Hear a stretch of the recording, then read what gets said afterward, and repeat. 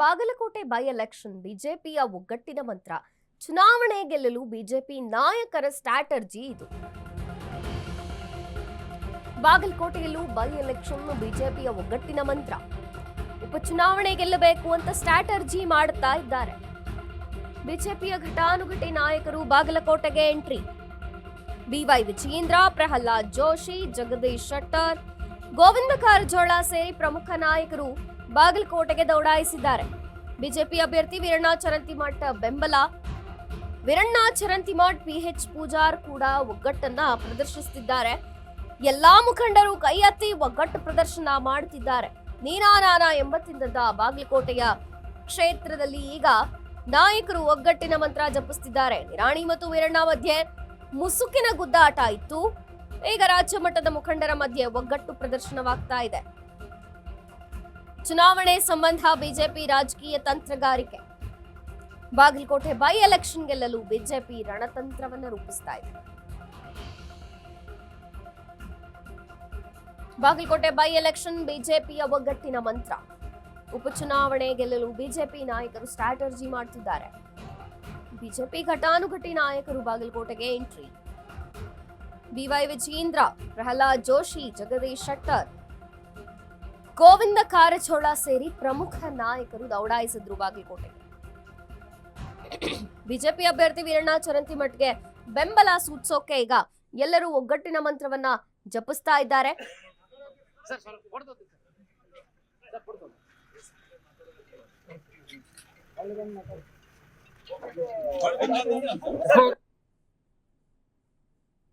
By election ಗೆಲ್ಲೋಕೆ ತಂತ್ರವನ್ನ ರೂಪಿಸ್ತಾ ಇದ್ದಾರೆ ಬಾಗಲಕೋಟೆಯಲ್ಲೂ.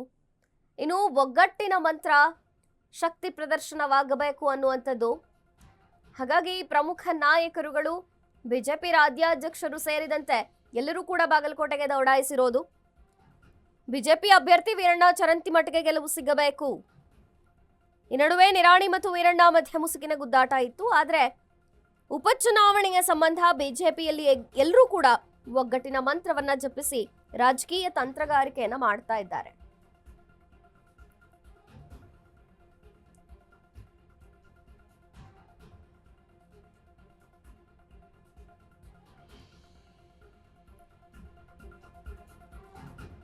ಘಟಾನುಘಟಿ ಬಿಜೆಪಿ ನಾಯಕರುಗಳೆಲ್ಲ ಬಂದ್ರು. ಎಲ್ಲಾ ಮುಖಂಡರು ಕೈ ಎತ್ತಿ ಹಿಡಿದು ಒಗ್ಗಟ್ಟಿನ ಪ್ರದರ್ಶನ ಮಾಡ್ತಾ ಇದ್ದಾರೆ. ನೀನಾ ನಾನಾ ಅಂಬಂತಿದ್ದಂತಹ ಬಾಗಲಕೋಟೆಯಲ್ಲಿ ನಾಯಕರು ಈಗ ಒಗ್ಗಟ್ಟಿನ ಮಂತ್ರವನ್ನ ಜಪಿಸಿದ್ರು. ರಾಜ್ಯ ಮಟ್ಟದ ಮುಖಂಡರ ಮಧ್ಯೆ ಒಗ್ಗಟ್ಟು ಪ್ರದರ್ಶನ ಆಯಿತು. ಚುನಾವಣೆಗೆ ಸಂಬಂಧ ಬಿಜೆಪಿಯ ತಂತ್ರಗಾರಿಕೆ ಇದು. ಬಿಜೆಪಿ ರಾಜ್ಯಾಧ್ಯಕ್ಷ ಬಿವೈ ವಿಜಯೇಂದ್ರ, ಕೇಂದ್ರ ಸಚಿವರಾದಂತಹ ಪ್ರಹ್ಲಾದ್ ಜೋಶಿ, ಗೋವಿಂದ ಕಾರಜೋಳ, ಜಗದೀಶ್ ಶೆಟ್ಟರ್ ಸೇರಿದಂತೆ ಪ್ರಮುಖ ಬಿಜೆಪಿ ನಾಯಕರು ಒಗ್ಗಟ್ಟು ಪ್ರದರ್ಶಿಸಿದ್ರು. ಈ ಬಗ್ಗೆ ಹೆಚ್ಚಿನ ಮಾಹಿತಿಯನ್ನ ಕೊಡ್ತಾರೆ ಪ್ರತಿನಿಧಿ ಆನಂದ್. ಆನಂದ್, ಬಾಗಲಕೋಟೆಯಲ್ಲೂ ಉಪಚುನಾವಣೆಯ ಕಾವು ಜೋರಾಗೇ ಇದೆ. ಇನ್ನು ಶತಾಯ ಗತಾಯ ಬಿಜೆಪಿಗೆ ಗೆಲುವಾಗಬೇಕು ಅನ್ನುವಂತಹ ನಿಟ್ಟಿನಲ್ಲಿ ಮುಖಂಡರಿದ್ರು. ಯಾರೆಲ್ಲ ಇದ್ರು, ಏನೆಲ್ಲ ಇದೆ ಮಾಹಿತಿ? ಮಂಜರಿ, ಏನು ಅಂದ್ರೆ ಬಾಗಲಕೋಟೆ ಉಪಚುನಾವಣೆ ಹಿನ್ನೆಲೆಯಲ್ಲಿ ಏನು ಒಂದು ಕಾವು ರಂಗೇರುತ್ತೆ ಅಂತ ಹೇಳ್ಬೋದು. ಈಗಾಗಲೇ ಇಂದು ಮಾರ್ಚ್ 23 ಏನು ನಾಮಪತ್ರ ಸಲ್ಲಿಸುವ ಕೊನೆಯ ದಿನ ಹಿನ್ನೆಲೆಯಲ್ಲಿ ಬಿಜೆಪಿ ಮತ್ತು ಕಾಂಗ್ರೆಸ್ ಪಕ್ಷದ ಅಭ್ಯರ್ಥಿಗಳು ಸೇರಿದಂತೆ ಕೆಲವು ಪಕ್ಷೇತರ ಅಭ್ಯರ್ಥಿಗಳು ಸಹ ನಾಮಪತ್ರ ಸಲ್ಲಿಕೆ ಮಾಡಲು ಮುಂದಾಗಿದ್ದಾರೆ.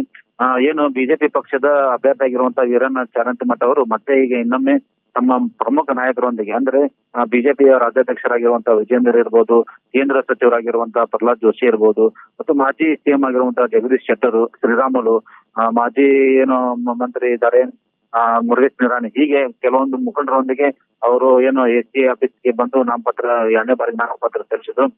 ಈ ಸಂದರ್ಭದಲ್ಲಿ ಅವರು ಏನು ಮಾಧ್ಯಮದವ್ರ ಮಾತನಾಡಿದ್ರು. ಏನು ರಾಜ್ಯದಲ್ಲಿ ಏನ್ ಕಾಂಗ್ರೆಸ್ ಪಕ್ಷದ ದುರಾಡಳಿತ ಮತ್ತು ಸಾಕಷ್ಟು ಏನು ಗ್ಯಾರಂಟಿ ಯೋಜನೆಯಿಂದ ದೊಡ್ಡ ಪ್ರಮಾಣ ಹಾನಿಯಾಗಿದೆ. ಈ ನಿಟ್ಟಿನಲ್ಲಿ ಈ ಬಾರಿ ನಾವು ಎರಡು ಕಡೆನೂ ದಾವಣಗೆರೆ ಇರ್ಬೋದು, ಬಾಗಲಕೋಟೆ ಇರ್ಬೋದು, ಎರಡು ಕಡೆನೂ ಸಹ ಬಿಜೆಪಿ ಪಕ್ಷ ಗೆಲ್ಲುವುದು ಖಚಿತ. ರಾಜ್ಯದ ಜನತೆ ನಮಗೆ ಆಶೀರ್ವಾದ ಮಾಡಿದ್ದಾರೆ. ಏನೋ ಒಂದು ಪರಿಹಾರವಾಗಿ ಬದಲಾವಣೆ ಮಾರ್ಗ ಅನುಸರಿಸುವ ಮತದಾರರು ಪರಿಹಾರ ಸರ್ಕಾರಕ್ಕಾಗಿ ಹೀಗೆ ಇದು ದಿಕ್ಸೂಚಿ ಆಗಲಿದೆ. ಹೀಗಾಗಿ ಈ ಸರಿ 2 ಮತಕ್ಷೇತ್ರದಲ್ಲಿ ಬದಲಾವಣೆ ಆಗೋದು ಖಚಿತ. ಯಾವುದೇ ಅನುಕಂಪ ನಡೆಯಂಗಿಲ್ಲ, ಅಭಿವೃದ್ಧಿ ಯಾವುದೋ ಆಗಲ್ಲ ಹಿನ್ನೆಲೆಯಲ್ಲಿ ಅನುಕಂಪ ನಡೆಯಲ್ಲ ಎಂಬ ಬಗ್ಗೆ ಒಂದು ಸ್ಪಷ್ಟತೆ ಹೇಳಿದ್ದಾರೆ. ಒಟ್ಟಾರೆ ಈಗಾಗಲೇ ಇದು ಏನು ಬಿಜೆಪಿ ಮತ್ತು ಕಾಂಗ್ರೆಸ್ ಪಕ್ಷದ ಒಂದು ನಾಮಪತ್ರ ಸಲ್ಲಿಕೆ ಹಿನ್ನೆಲೆ ಇದೊಂದು ಚುನಾವಣೆ ರಂಗೇರಂತೆ ಹೇಳ್ಬಹುದು. ಮತ್ತು ಈಗ ಕಾಂಗ್ರೆಸ್ ಪಕ್ಷದ ಅಭ್ಯರ್ಥಿ ಆಗಿರುವಂತಹ ಉಮೇಶ್ ಮಟ್ಟಿ ಅವರು ಈಗ ತಾನೇ ಆಗಮಿಸಿದ್ದಾರೆ. ಅವ್ರ ಜೊತೆಗೆ ಜಿಲ್ಲಾ ಉಸ್ತುವಾರಿ ಸಚಿವರಾಗಿರುವಂತಹ ಆರ್ ಬಿ ತಿಮ್ಮಾಪುರ್ ಇದ್ದಾರೆ ಮತ್ತು ಇತರ ಪ್ರಕಾಶ್ ತಪಚೆಟ್ಟಿ ಸೇರಿದಂತೆ ಇತರ ಮುಖಂಡರು ಸಹ ಒಂದಿದ್ದಾರೆ.